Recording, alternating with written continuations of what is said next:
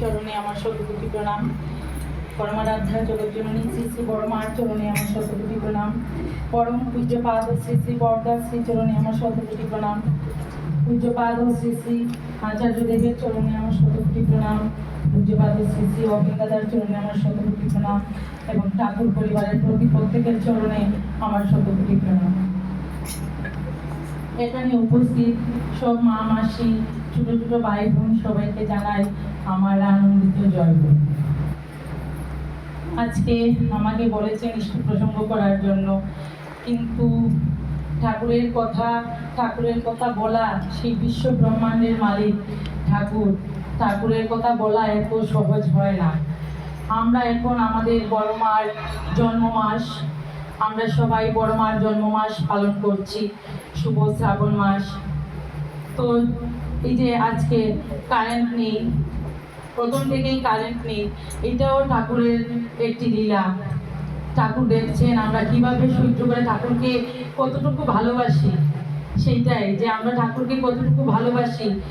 সেই লাস্ট সময়ে কারেন্ট আসলো, সেটাই সব থেকে বড় কথা।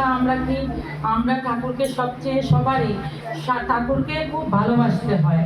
সব কাজের মধ্যে আমরা কি করব, ঠাকুরকে অনেক ভালোবাসবো, সেইটাই আসল কথা। আর এখন আমরা ঠাকুরকে ভালোবাসার এত সহজ পদ্ধতি, আজকাল যে পরিবেশ, আজকাল যে সমাজ, সেই সমাজে দেখা যাচ্ছে আমরা যদি সবাই ইষ্টকর্মের সঙ্গে আমরা যুক্ত না থাকি, তাহলে কিন্তু আমাদের আর বাঁচার উপায় নেই। তাই জন্য আমাদের ঠাকুর আমাদেরকে ইষ্টকর্মের জন্য আমাদেরকে এত সহজ সুবিধা করে দিয়ে গেছেন, সেই যে ডিপি ওয়ার্ক, দীক্ষাপত্র সমীক্ষার কাজ।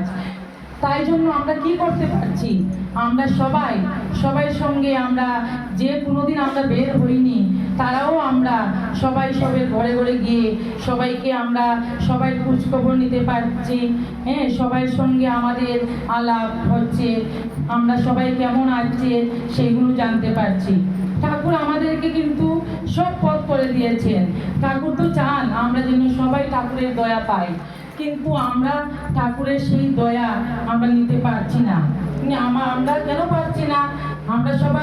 আমরা যদি একটু ঠাকুরকে করি, ঠাকুর তো বলেছেন যে কড়াই পাওয়ার জন্য নেই। আমরা যদি করি না, আজকে এত গরমের মধ্যে আমরা যদি পাকা নিয়ে বসে থাকি, আচার্যদেব তো বারে বারে বলছেন সেই কথা, আমরা যদি গরমের মধ্যে সবাই পাকা নিয়ে বসে থাকি, হাতটা না নাড়াই, তাহলে কি আমরা বাতাস পাবো না? ঠিক সেই রকম কড়াই পাওয়ার জন্য নেই। আমরা যদি করি না কিছু, তাহলে তো আমরা পাবো না। আমাদের কষ্ট করতে হবে, আমাদের সেই ইষ্টকর্মের সঙ্গে যুক্ত হতে হবে, সবাইকে যুক্ত করাতে হবে, তাহলেই আমাদের মঙ্গল। সে ঠাকুরকে আমরা কি করতে হবে? আমাদের ঠাকুর একবার কি করেছেন, খুব অভাব এক দাদার ঠাকুরের কাছে এসেছেন, বলছেন খুব অভাব ভেবেছেন ঠাকুরের কাছে তার অভাবের কথা বলবেন। শ্রী শ্রী ঠাকুর উনাকে দূর থেকে দেখেই উনি বলার আগেই বলছেন যে এই আমাকে 10টা টাকা দিতে পারবি? উনি বলছেন এই কি সমস্যা, আমি আসলাম আমার অভাবের কথা ঠাকুরকে জানাতে, আর ঠাকুর আমাকে আগেই দেখে বলছেন যে আমাকে 10টা টাকা দিতে। আমার কাছে একটি টাকাও নেই, আমি ঠাকুরকে কিভাবে 10টি টাকা দেব? দেখেন আমাদের কোনো সময় তখন উনি কি করলেন, উনি বললেন ঠাকুর আমার কাছে তো আমি কিভাবে দেব? ঠিক আছে, তোর কাছে নাই, তুই সংগ্রহ কর। সংগ্রহ আমি কোথায় গিয়ে করব, কিভাবে করব? বললেন তুই ভিক্ষে করে সংগ্রহ কর। ওই দাদাটি ভাবছেন যে আমি তো ভিক্ষেও করতে পারবো না, ঠাকুরকে আমি কিভাবে, ঠাকুর যে আমার কাছে চেয়েছেন 10টি টাকা, ঠাকুরকে আমি কিভাবে 10টি টাকা দেব? উনি কি করলেন, তারপরে বলছেন ভিক্ষা করার কথা। উনি গেলেন, ভিক্ষা তো করতে পারবেন না, তবুও কি করলেন, দেখলেন যে না, ঠাকুর যখন বলেছেন দেখি। উনি গিয়ে সেই ভিক্ষা করে সংগ্রহ করে 10টি টাকা জোগাড় করে ঠাকুরের কাছে এনে দিলেন। 10 টাকা জোগাড় হয়ে গেল। তখন ঠাকুর আমাদেরকে কি বোঝাতে চেয়েছেন, যে কোনো কাজে আমাদেরকে কি করতে হবে, সেই লজ্জা, ঘৃণা, ভয়, সেইগুলো আমাদেরকে ত্যাগ করতে হবে। আমরা যদি কোনো কাজে একটা কাজ করতে গেলাম, যেমন ছোট কাজেই সবাইকে সব কাজ করতে হয়, ঠাকুর বলেছেন কোনো কাজেই ছোট নয়, সব কাজ করতে হয়। তো আমরা যদি কোনো কাজকে ছোট ভেবে করি না, তাই জন্য আমাদেরকে কি করতে হবে, আমাদেরকে লজ্জা ত্যাগ করতে হবে, ঘৃণা ভয় সেইগুলো আমাদেরকে দূর করতে হবে, সেইগুলো দূর করে আমাদেরকে ঠাকুরের কাজ করতে হবে। আর এখন আমাদের আচার্যদেব অবিন দাদা আমাদেরকে এই যে দীক্ষাপত্র সমীক্ষার কাজ বলে দিয়ে গেছেন, সেটা আমাদেরকে মানুষের সঙ্গে মেশার, ঠাকুরের কথা বলার, মানুষের খোঁজখবর নেওয়ার এত সুবিধা করে গেছেন। একবার কি হয়েছে, যে দেওঘরে আচার্যদেব বলেন না, এক দাদা যে দীক্ষাপত্রের জন্য ওনাকে পাঠিয়েছিলেন বাইরে, তো সেই দাদাটি কী করেছেন, বাইরে থেকে দীক্ষাপত্রের কাজ শেষ করে আচার্যদেবের কাছে এসে জানাচ্ছেন যে আমি, তখন আচার্যদেব জানতে চাইলেন যে তুই যে কাজ করে আসলি, জিজ্ঞেস করেন তো আচার্যদেব যে কীরকম হলো বা কে কী এরকম জিজ্ঞেস করে। তো উনি বললেন যে দুইটি মায়ের কথা বললেন, উনি দীক্ষাপত্রের ডিপি ওয়ার্কসের কাজে গিয়ে দুটি মায়ের কথা বললেন। তখন আচার্যদেব কী করলেন, বললেন যে সেই ঘটনাগুলো আচার্যদেবকে বলার জন্য। তো ওই দাদাটি কী করলেন, আচার্যদেবকে বললেন। সেই রকম আমরা দেখেন আমাদের জীবনে এই মানে ঘটনাটি শুনলে আমরা সবাই বুঝতে পারবো সত্যি তো আমাদের মধ্যে ওই রকম আসে, এইরকম হয়। সেই পরিস্থিতিতে আমাদের কি করা উচিত। এক বৃদ্ধা মা কী করেছেন, উনি একা, ওনার কেউ নেই। সেই মাটি দিন আনে দিন খায়, উনি খাওয়া জোগাড় করে দিন আনে দিন খায়। তো উনি কী করলেন, উনি যখন এরকমভাবে চলছে, তো একবার কি হলেন, ওনার যে অঞ্চলে সবাই সৎসঙ্গী গুরুভাইরা মিলে একটি অনুষ্ঠান করবে, ঠাকুরের উৎসব পালন করবে।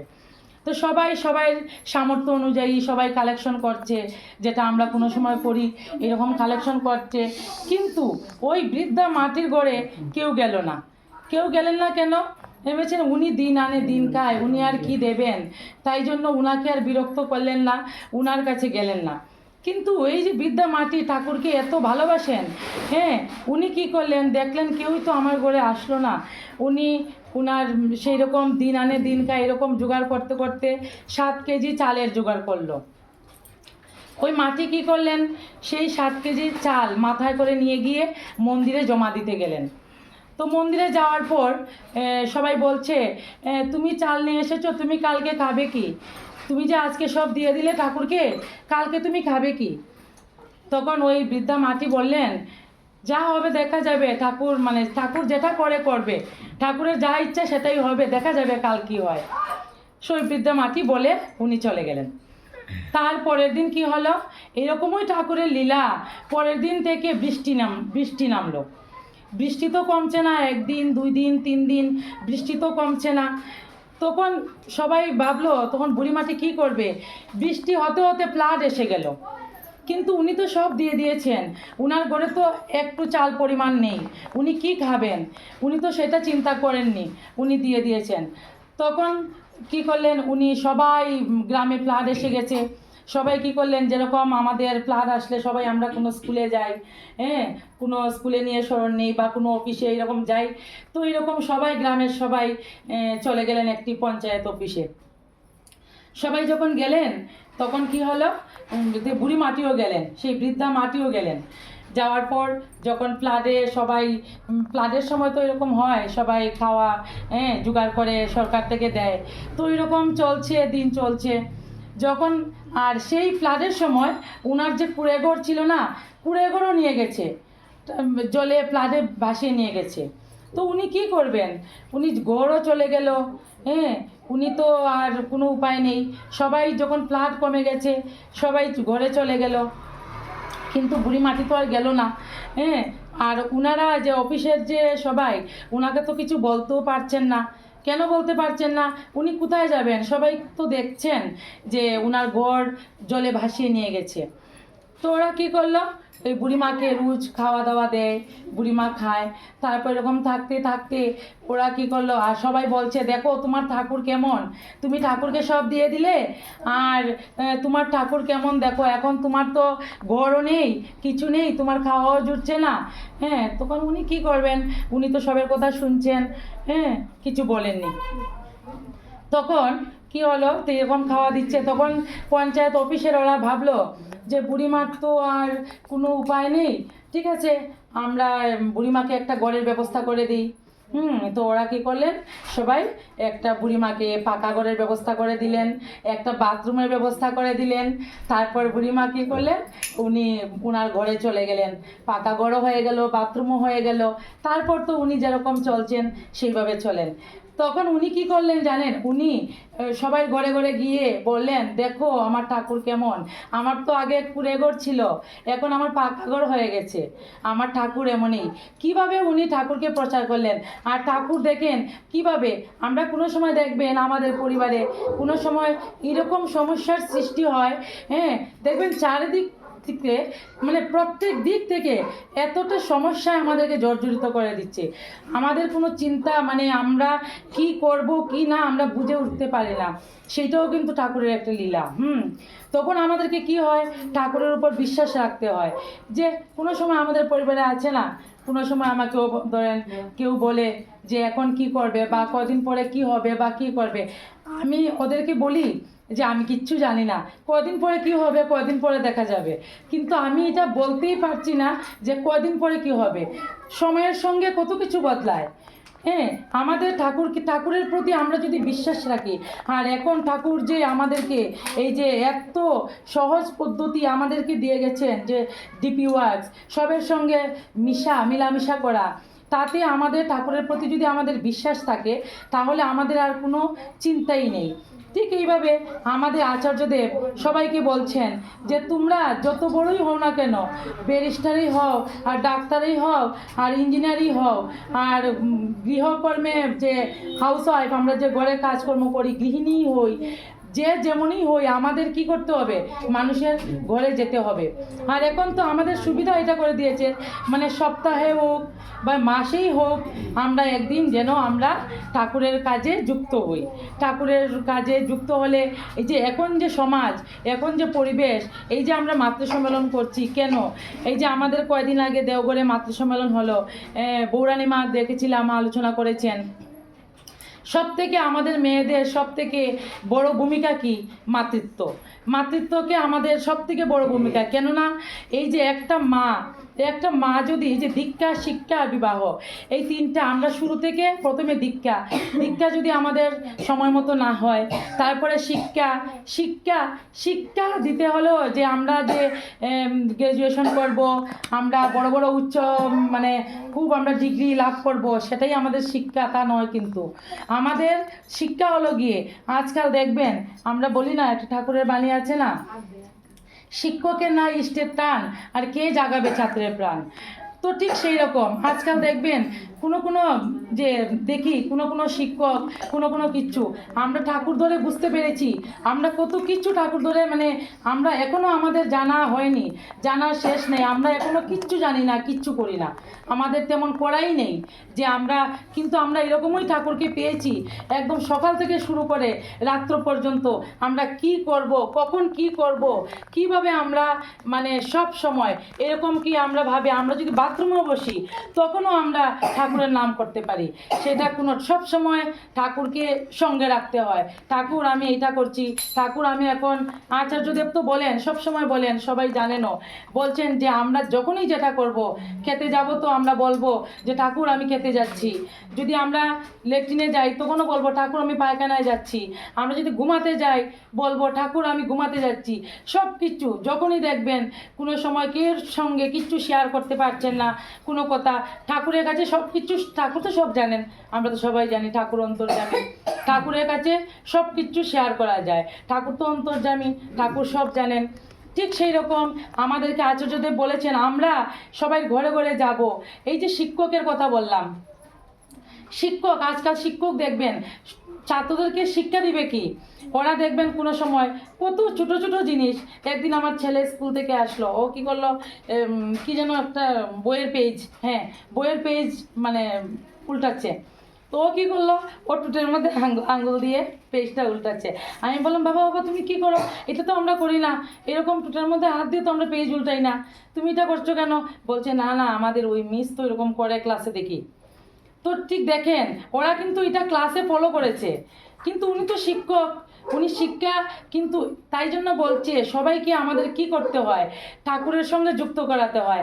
আমরা অনেক কিচ্ছু আমরা জানি না যেটা, আর কিছু করোনার সময়ের পর থেকে আমরা মানে সেটা সবাই একটু সদাচার তবুও অনেকে যারা দীক্ষিত না এরাও মানে আমরা বুঝতে পারি কিভাবে চলা, হাত ধোয়া, কিন্তু আমরা অনেক কিছু আছে আমরাও জানি না।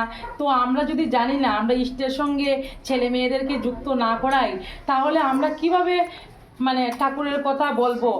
ওদেরকে যে আমরা শিক্ষা দিচ্ছি, ওদেরকে যে আমরা স্কুলে পাঠাচ্ছি যে শিক্ষা দেওয়ার জন্য, দেখা যাচ্ছে কি স্কুল থেকে এসে ওরা আরও একটা হয়তো বাজে গালি দিয়ে দিল, একটা কিছু বলে ফেললো, সেটা হয়তো গড়ে হয় না। তো এটা কোথা থেকে শিখলো? তো এইরকম সব কিছু, এই যে অবিন্দা বলেছেন, আমি ছোট থেকে আমি যখন স্কুলে যেতাম সব সময় এই যে ঠাকুরের কথা বলতাম, ঠাকুরের কথা বলতাম। তারপর আমার বাবা আমাকে সব সময় যে ঘরের কাজ, ছোটোখাটো কাজের কথা বলতেন, যে বাসন ধোয়া, কাপড় গুছানো। ঠিক সেই রকম আমরাও যেন আমরা আমাদের সবসময় এইটাই চেষ্টা থাকতে লাগে, মানে ছোটো ছোটো ছেলে মেয়েদেরকে যেন প্রত্যেক, এই যে আমার বাইজি কয়েকদিন আগে আমার ভাইয়ের বউ আলোচনা গেল যে এইটাই বলে দিয়েছেন আচার্যদেব, যে আচার্যদেব সেইটাই চান আমরা সবাই যেন আমরা কাজের সঙ্গে যুক্ত থাকি, আমরা কর্ম করে গিয়ে আমরা পাই। আমরা যদি এখন পড়াশোনা করি না তাহলে কি হবে? আমরা কি পরীক্ষায় ভালো রেজাল্ট করতে পারবো না। তো সেই রকম আমাদেরকে সবসময়, আর সময়ের মধ্যে তো শেষ করতে হয়। ঠাকুরের কথা বলা তো এত সহজ হয় না, অনেক ঠাকুরের কথা, আর কি বলবো, কোথা থেকে কোথায় যাব সেটাও আমরা গুছিয়ে বলতে পারি না। যাই হোক, এইটাই আমরা যেন সবাই ইষ্টের সঙ্গে যুক্ত থাকি, ঠাকুরকে মাথায় নিয়ে চলি, আর সবাই যেন আমরা ঠাকুরকে ভালোবাসি, আর সবাই মানে ঠাকুরের কথা অন্য কথা চর্চা না করে আমরা যেন সবাই সহযোগী মিষ্ট ভাষা দিয়ে মানুষকে ভালো করে মানুষের মনের মতো হয়ে সবাইকে যেন বুঝিয়ে আমরা মানে সবার সঙ্গে সেই ব্যবহারে আমরা যেন ঠাকুরের কথা মেনে আমরা চলতে পারি, এইটাই আমার। আর আজকে যে কাকিমণি মাতৃ সম্মেলনের আয়োজন করেছেন, আমি এটাই ঠাকুরের কাছে প্রার্থনা করি। আজকে একটি দীক্ষাও হয়েছে, আর সকালে দীক্ষা হয়েছিল, আর তাই দীক্ষা নিয়েছে যে ওরও পরিবার পারিপার্শ্বিক সবার মঙ্গল প্রার্থনা করে, সেই কাপড় ঘরের মঙ্গল প্রার্থনা করে, পারিপার্শ্বিকের সবার মঙ্গল কামনা করে আমি আমার ইষ্ট প্রসঙ্গ এখানেই শেষ করছি। জয় গুরু।